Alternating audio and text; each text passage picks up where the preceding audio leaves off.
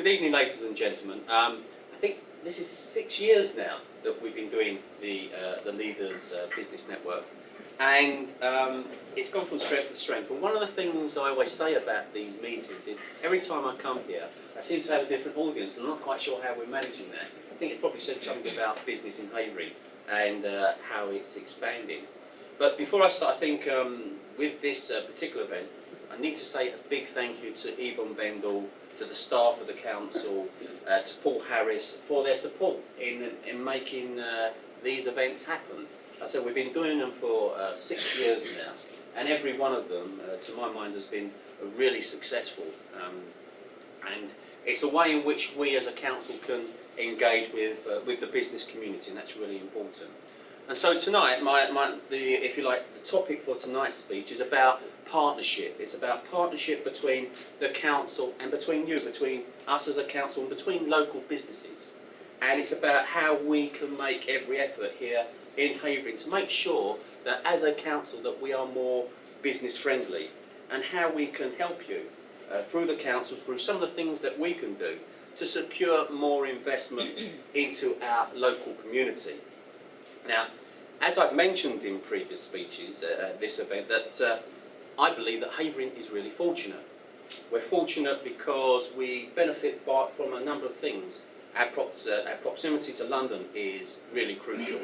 And if you think about London and what's coming, then we can benefit from things like Crossrail, for instance. And I was with the Mayor only yesterday talking to him about Crossrail and about some of the aspirations for Havering, how we might or might not do in relation to the Olympics. But things like Crossrail are really important, because what it enables us to do is it enables us to have access and provides people from residents that live in Havering access to London, and therefore it helps not only our residents but also, I believe, the business community. But with these opportunities and the developments come some threats, I suppose. And you know, the Olympics is going to happen in Stratford, and that's a challenge for us. It's a challenge as a community. But there are some real pluses around it, in a sense that we can think about the economic situation in relation to the Olympics and how Romford in particular might do particularly well from that event. And many of the customers, if you like, the threat part of it, may be drawn away from Romford. We need to think about that, because you know, we got the explosion down the road at Westfield with a new shopping destination. We're going to have the revitalisation, if you like, of Lakeside and Bluewater as complex as shopping destinations. So to tackle this, I believe that what we absolutely need is we need a partnership between the council and local businesses, because we need to understand and identify growth. We need to identify, if you like, new opportunities for business in Havering, and how we're going to work together, which will enable us to deliver a better local economy, and therefore benefits for our local community. Now, in short, I would say, ladies and gentlemen, what the council wants and what it needs is the same kinds of things that you want. What we want to see is your customer base is expanding. That would be fantastic, wouldn't it? We want to see new ventures and new investments in our towns and our communities. And we want you to succeed. We want to see your profit margins grow. And the reason why we want that is quite clear. Because your success is going to end up being Havering's success. And as we move forward in the future, business is going to be key. And you've heard me say this before, because of the way in which the government is planning to change the way in which local government is funded. So whether we're providing services through employment of local people, or whether your activity is more vital in some of the services that we might be providing, and the way in which I suppose the council might well look at the private sector, and the way in which we might work with the private sector to ensure that we continue to grow in Havering. Now, it won't become any surprise to you that when I start talking about public money, and I talk about the tightness of public money, you've all seen the fact that the council will be taking some £40 million out of its budgets over the next 3 years. So what we need to do is to make sure that, again, that we work with you and we focus our money on the things that are going to be beneficial focus money around, for instance, infrastructure improvements, and I talked about Crossrails and what that might bring to us. But we need to make life easier for you as well, make it easier for you to do business in Havering. And moreover, I think that's around the quality of advice that we can give you as a council, as your businesses expand and as you move forward. So I suppose what I would say here is, if you're sitting there with a problem, we have a very good regeneration department, a business department in the council who will only be too pleased to help you in any way in which they can. Over the past couple of months, of course, the council's been really busy for us. It's been a really busy time. And as I said yesterday, it led me to go and see Mayor Boris Johnson. And this was on the back of his visit only 2 weeks ago, when he came to Romford to look at some of the work we're doing around community safety, some of our proposals. And I'm not quite sure if you saw either the television interviews that I did or the press interviews around what we're trying to do in the town centre around 3 major schemes. One of them is called Bar from One and Bar from All. The idea is if you get barred from one of our establishments, and I think all the establishments in Romford are signed up to it, if you're barred from one, you're barred from all. And of the 130 people that have already been barred, if you like, the length of your ban can be anywhere from 6 months up to 5 years. And so that's quite draconian in some respects. But I think it needs to be like that because we need to send a message that we're not going to put up with that type of behaviour. And then the yellow card scheme is a very interesting one because it talks about section 27, which is a police kind of yellow card. And what it does is it bars you instantaneously from the town centre for 48 hours. What the police do is they give you this yellow card, they take a picture so they can pass that around the other establishments, and they basically frog march you out of town, and you're not allowed back in for 48 hours.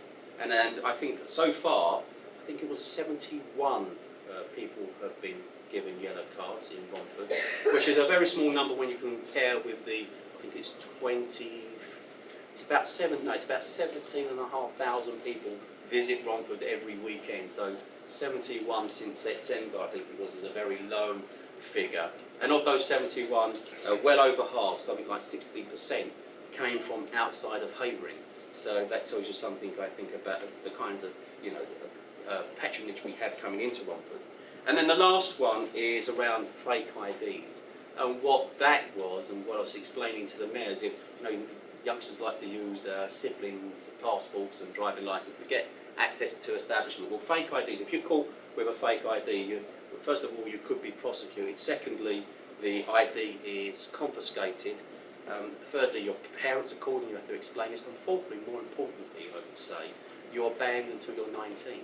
So it's a disincentive to actually use a fake ID in Romford. So you can see that what we're trying to do here is we want to demonstrate, as I did to the mayor, that this is a success because it's about the partnership between Havering Council and the police and our licensees, who are really up for this because they understand that making the nighttime economy safer means that they can attract more people into Romford, more better, well-behaved people into Romford, into those local establishments, absolutely making the local economy work for us.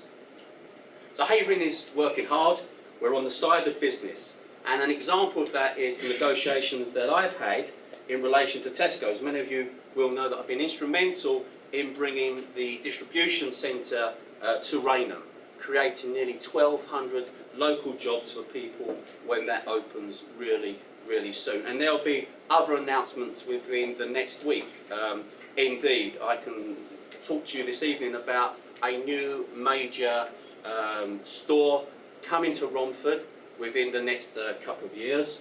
I can tell you that it's going to be the largest store of this type for this particular organisation this side of East London, and it's going to be a fantastic new development.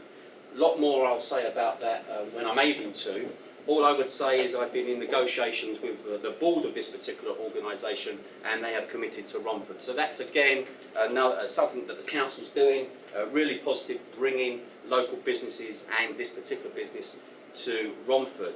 And lastly, of course, we've had the Havering card, and you've heard me talk about the Havering card before, and how the Havering card is, I think, kept local people spending money locally. And there is plenty of evidence to show just how successful that was. Indeed, it was so successful that we needed to reissue it again this year, and no doubt we will continue to do that because it's a way of keeping that money local. And the last point I would say in relation to the way in which we're campaigning to keep business in Romford is around things like the Love Romford campaign, which is, you know, again, a really important message that we're sending to people that come here, come to Havering, that Havering is a great place to shop and to visit. Now, bearing that all in mind, some of the other things, these are all really important things in the run-up to the Olympics, because it says something about us, about our town, and about our community. What it says that Havering is a brilliant location. There are fantastic places in which you can stay, and there are many, many other attractions that Havering has to offer. So I believe that we are in a good place to really take hold of the benefits from the Olympics. But much, much more needs to be done. We need to stimulate that investment in Havering. That's really important.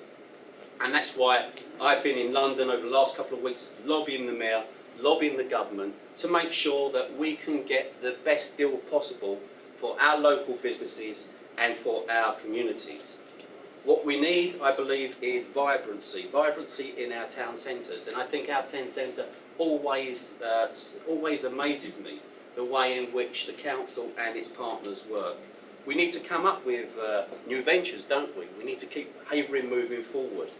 And one of the things that really pleased me recently when I saw that new businesses in Romford, people were starting up on their own. Indeed, many of you would have seen I think it was the Royal Mail, wasn't it? The Royal Mail ran a survey that showed that Havering was had one of the highest rates for new business startup in the whole of the United Kingdom. And that was absolutely fantastic. So there's lots going on, there's lots for us to do, and there's lots for us to build on to make sure that we're able to take Havering forward in the future. To help new businesses and to help existing businesses, the council will be developing a number of projects and schemes, if you like, to help breathe new life into our town centres. Now these range from, if you like, if you're in Hornchurch, you're going to get a brand new road improvement, a brand new infrastructure, and as I said, the council will be investing in that. And again, if you're in Rainham, we've got the Rainham Compass project, which is looking at the way in which we can bring businesses into that area and investment. And as already mentioned, some of the things that's going on in Romford around the new store and the Love Romford campaign. All of these schemes, they're all designed to help Romford compete with these other town centres like Westfield, like Lakeside, some of the challenges that will bring. And it's about bringing people back to Romford, as well as making sure that they continue to take advantage of all of our great towns throughout Havering. And it's also about the range that we have here in Havering, and in particular in Romford, from, if you like, the market right the way through to those top-end department stores.